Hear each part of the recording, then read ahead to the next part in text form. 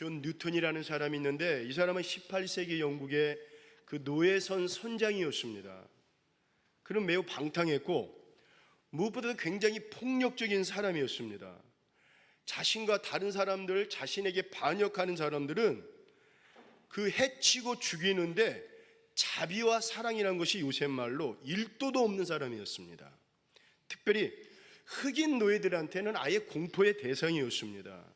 자, 그런데 그의 인생에 아주 극적인 변화가 일어나는 계기가 있었는데, 그가 운행하던 그 배가 심한 폭풍으로 인해 가지고 아주 좌초될 그 위험에 처합니다. 근데 바로 그때 그 뉴턴은 절망 속에 하나님께 간절히 기도합니다. 하나님을 알았지만 기도 안 하던 사람이었습니다. 하나님을 알았지만 하나님을 찾지 않았던 사람이었습니다. 하나님을 알았지만 1년에 한 번 겨우 나갈까 교회에 가서 예배드리던 사람이었습니다. 근데 바로 그 순간에 그는 자신이 얼마나 제약된 삶을 살았는지 깨닫게 되었고, 그리고 하나님의 도움을 간구하며 회개를 합니다. 근데 감사하게도 배가 기적적으로 폭풍을 이겨내고, 뉴턴은 그때부터 이제부터는 자신의 삶을 내가 하나님께 온전히 드리자 결심을 합니다. 그리고 뉴턴은 예수님을 영접한 이후에 완전히 다른 삶이 변화되기 시작합니다. 그는 이제 아예 노예 무역을 중단을 하고 자신의 죄를 깊이 회개하며 하나님과의 그런 아름다운 관계를 만들어가고, 만나는 사람들마다 자신의 과거를 부끄러워하지 않고 오히려 내가 만난 하나님, 용서의 하나님, 사랑의 하나님을 마음껏 증거를 합니다. 그리고 존 뉴턴은 그 유명한 찬송가를 작사를 합니다. 나 같은 죄에 살리신 주의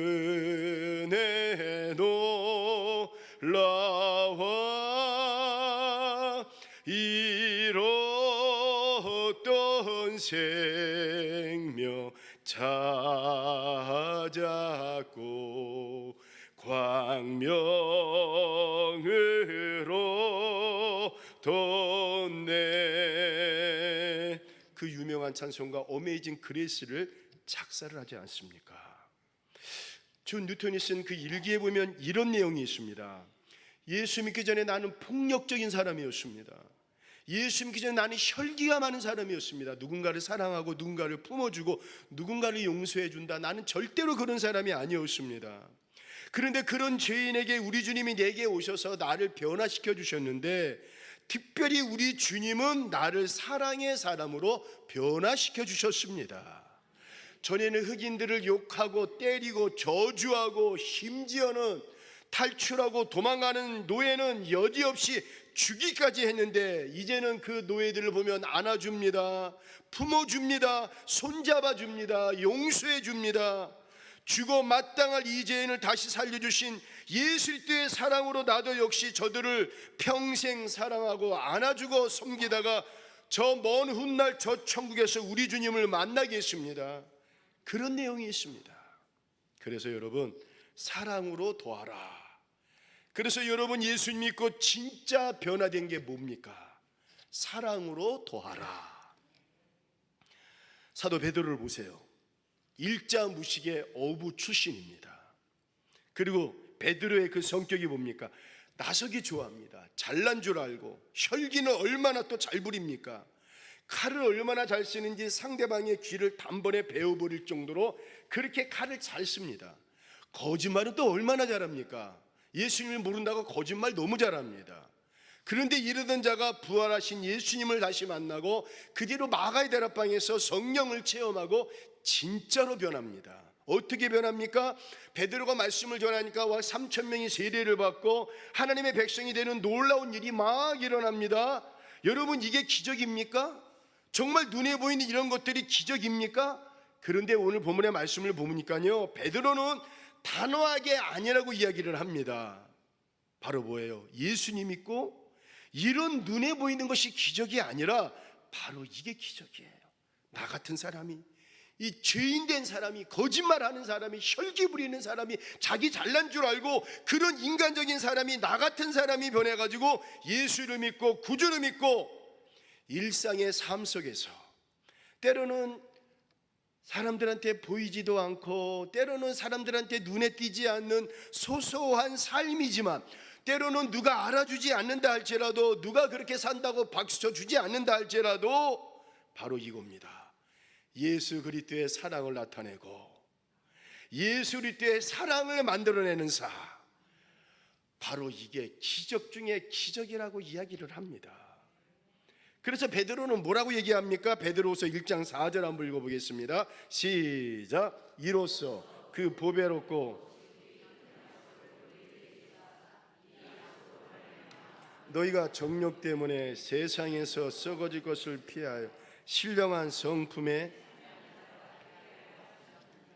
세상에서 썩어질 것을 피하여 신성한 성품에 참여하는 자. 여러분, 그게 진짜 예수 믿고 변화되었다는 거예요. 내가 변화되었다?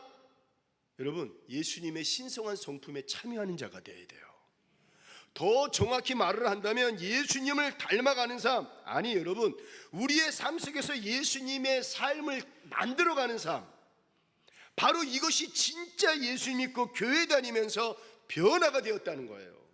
그러면서 베드로가 예수님 믿고 교회 다니면서 변화된 것이 이제 무엇인지 아예 구체적으로 얘기를 합니다. 베드로후서 1장 5절 6절 7절 한번 읽어보겠습니다. 시작. 그러므로 너희가 더욱 힘써 너희 믿음의 덕을, 덕의 지식을, 지식의 절제를, 절제의 인내를, 인내 경건을, 경건의 형제 우애를, 형제 우애.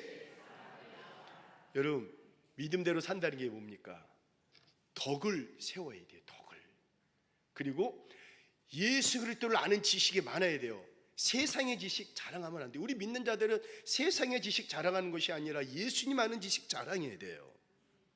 그리고 절제, 인내, 경건해야 됩니다. 형제 우애가 있어야 됩니다. 그리고 이 모든 것을 있어야 돼. 특별히 이 모든 것에 뭐를 더하라? 사랑을 더하라. 성경을 보니까 사랑을 쌓으라. 다른 성경을 보니까 사랑을 만들어라.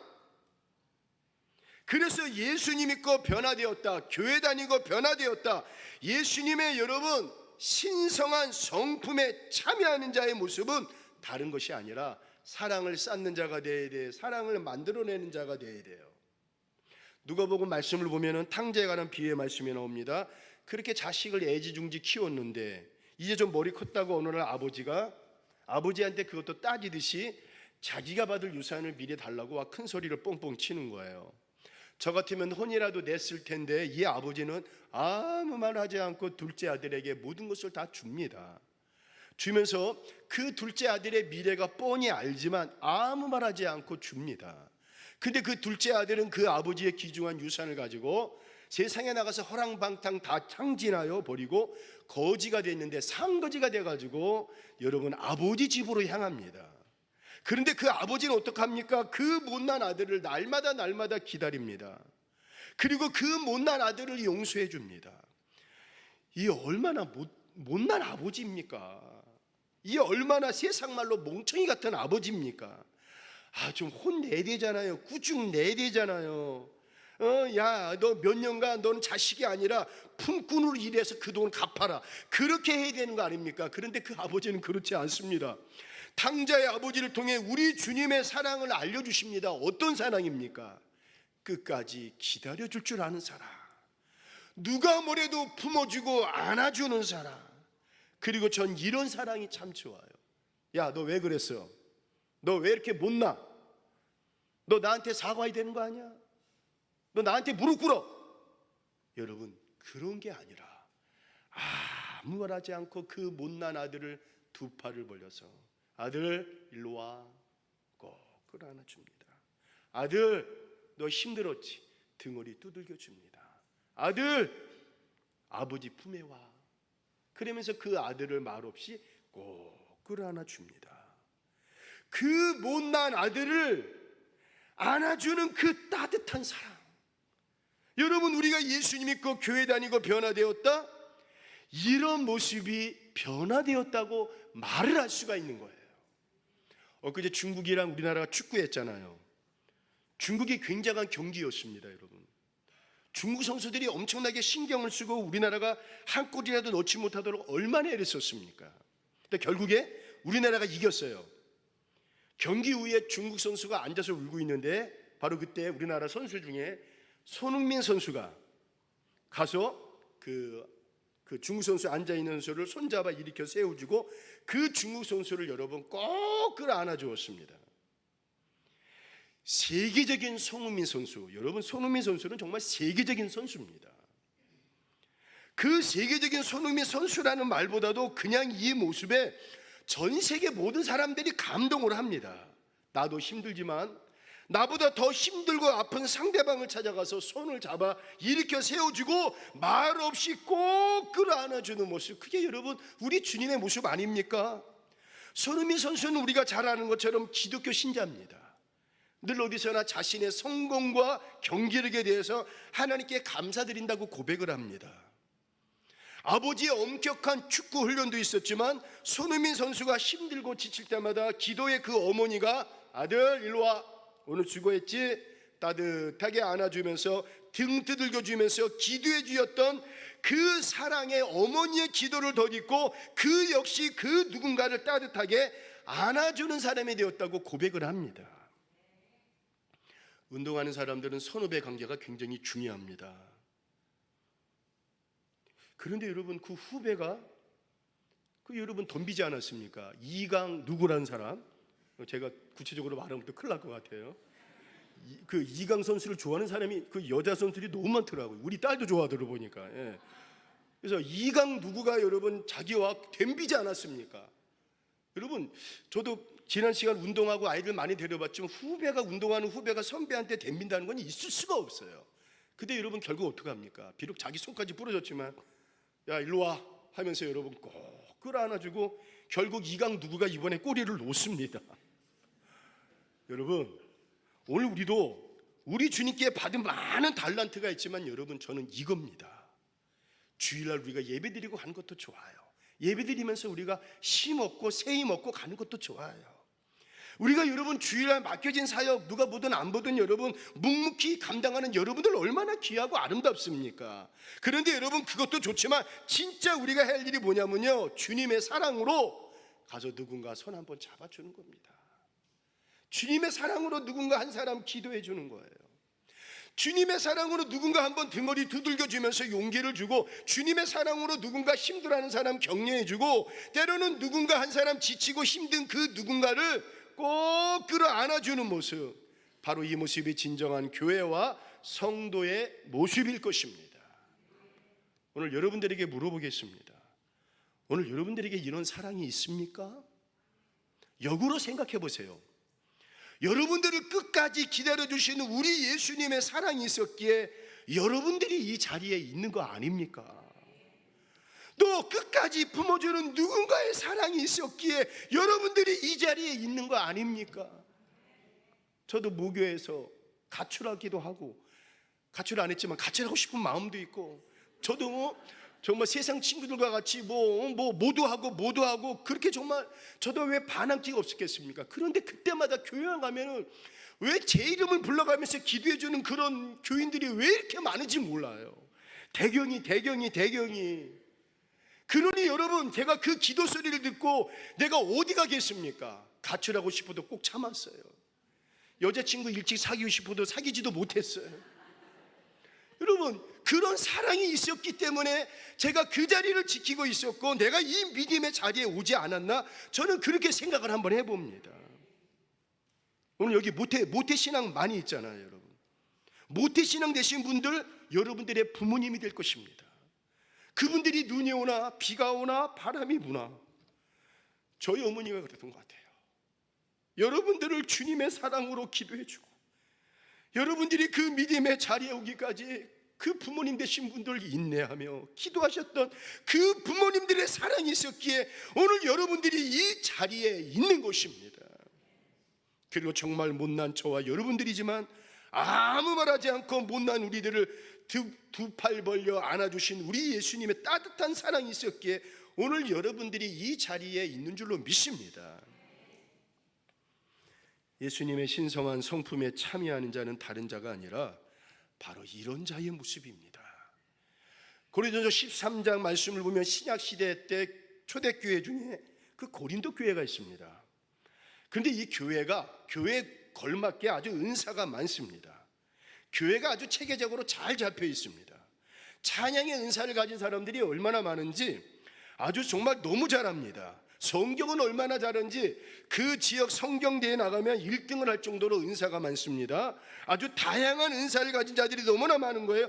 부러움의 대상이었지만 실상 그 고린도 교회를 들여다보니까 은사는 많은데 이게 부족한 겁니다. 뭐가 부족해요? 고린도전서 13장 1절 2절 3절 한번 읽어보겠습니다. 시작. 내가 사람의 방언과 천사의 말을 할지라도 울리는 꽹과리가 되고 내가 예언하는 능력이 있어 모든 비밀과 모든 지식을 알고 또 산을 옮길 만한 모든 믿음이 있을지라도 사랑이 없으면 내가 아무것도 아니요 내가 내게 있는 모든 것으로 구제하고 또 내 몸을 불사르게 내줄지라도 사랑이 없으면 내게 사랑이 없어요. 다른 건 다 있는데 사랑이 없습니다. 끝까지 기다려줄 줄 아는 사람, 누가 뭐래도 품어주고 안아주는 사람, 교회 안에서 좀 못했다 할지라도 너 왜 그러니? 너 왜 이렇게 못났니? 너 왜 그렇게 못하니? 그게 아니라 아무 말하지 않고 두 팔 벌려 이리 와요. 얼마나 힘이 들었어요. 고생했어요. 손 한 번 잡아주고 한 번 안아주는 따뜻한 사람, 이 사랑이 고린도 교회가 부족한 겁니다. 여러분, 성가대를 아무리 잘하면 뭐합니까? 사랑이 없으면 결국에 소리나는 구리와 울리는 꽹과리가 된다 그랬습니다. 기도하는 은사들이 아무리 많으나 기도만 시키면 청산유수로 잘하지만 그거 역시 소용이 없습니다. 성경 지식을 얼마나 많이 하는지요? 누가 보면 척척척 대답을 하지만 여러분, 아무리 잘한다 할지라도 사랑이 없으면 아무것도 아니라는 거예요. 사랑이 없으니까 이 교회에 나타나는 현상이 뭡니까? 고린도 교회 13장 4절 5절 6절 한번 읽어보겠습니다. 시작. 사랑은 오래 참고 사랑은 온유하며 시기하지 아니하며 사랑은 자랑하지 아니하며 교만하지 아니하며 무례히 행하지 아니하며 자기의 유익을 구하지 아니하며 성내지 아니하며 악한 것을 생각하지 아니하며 불의를 기뻐하지 아니하며 진리와 함께 기뻐하고. 여러분, 사랑이 없으니까 교회 안에서 나타나는 게, 성도들끼리 나타나는 모습 중에 하나가 서로 시기합니다. 서로 잘났다고 이야기합니다. 자랑해요, 세상을. 또 교만하고 가난한 자, 없는 자, 약한 자를 무례히 행하고 그냥 무슨 일만 있으면 교회 안에도 불구하고 성내고 화내고 싸웁니다. 바울파, 예수파, 아볼로파.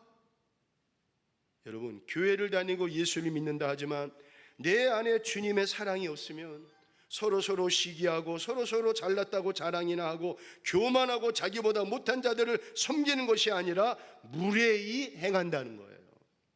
왜 그렇습니까? 주님의 사랑이 없으면 이렇게 된다는 거예요. 역대하 21장 말씀을 보면은 다윗이 왕이 됩니다. 그럼 더 겸손해야 되는데 교만해져 가지고 이스라엘 백성들의 인구 조사를 합니다.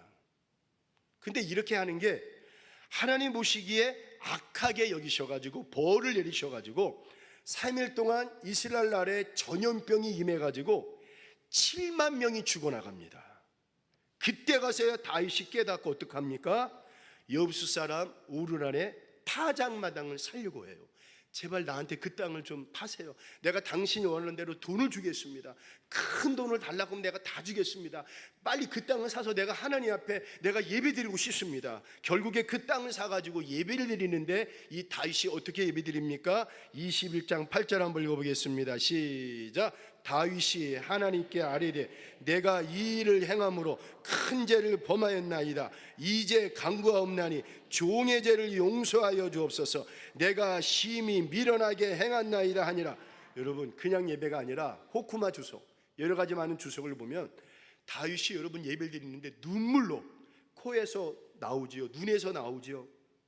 얼마나 많이 눈물을 쏟는지 그 자리가 여러분 강바닥이 될 정도로 그렇게 통회하고 회개하고 하나님 앞에 화목제, 그 다음에 번제를 하나님 앞에 예배를 드립니다. 그런데 바로 그때 다윗이 그 예배 드리면서 회복을 합니다. 뭘 회복하냐면요, 하나님 사랑한다고 말했지만 내가 하나님을 진심으로 사랑하지 못했구나. 하나님 사랑하는 것을 회복합니다. 두 번째로, 백성들을 진심으로 사랑하는 그 사랑의 마음이 회복이 됩니다. 다윗 때문에 하나님의 영광이 가리웠고, 다윗 때문에 그 사랑하던 백성들이, 아무 죄 없는 백성들이 고통당하며 죽어당하는 게 바로 다윗의 마음인 것을 깨달았습니다. 다윗의 마음속에 사랑이 없는 것을 깨달은 거예요. 그래서 회개하고, 근데 하나님이 들으시고 그 전염병을 멈추십니다. 말씀을 통해 한번 해답을 찾아봅니다. 하나님께 다시 한번 회개하며 자복하며 통곡하며 눈물로 드리는 다윗의 오르난의 타작 마당에서 드리던 그 예배가 지금 우리의 시대에 우리에게 필요합니다. 하나님, 다 우리의 잘못입니다. 무엇보다도 우리에게 사랑이 없었습니다. 우리에게 공의와 정의는 있었지만 우리에게 사랑이 없습니다. 하나님 사랑, 이웃 사랑이 없었기에 제가 이렇게 교만했습니다. 사랑하는 성도 여러분, 오늘 우리는 신성한 성품을 더욱 풍성히 하기 위해 사랑을 더해야 된다는 말씀을 나누었습니다. 주님의 사랑이 우리 안에 충만히 거할 때 우리는 참된 신앙의 성숙을 이룰 것이고 그리스도의 향기를 세상에 전할 수 있을 것입니다.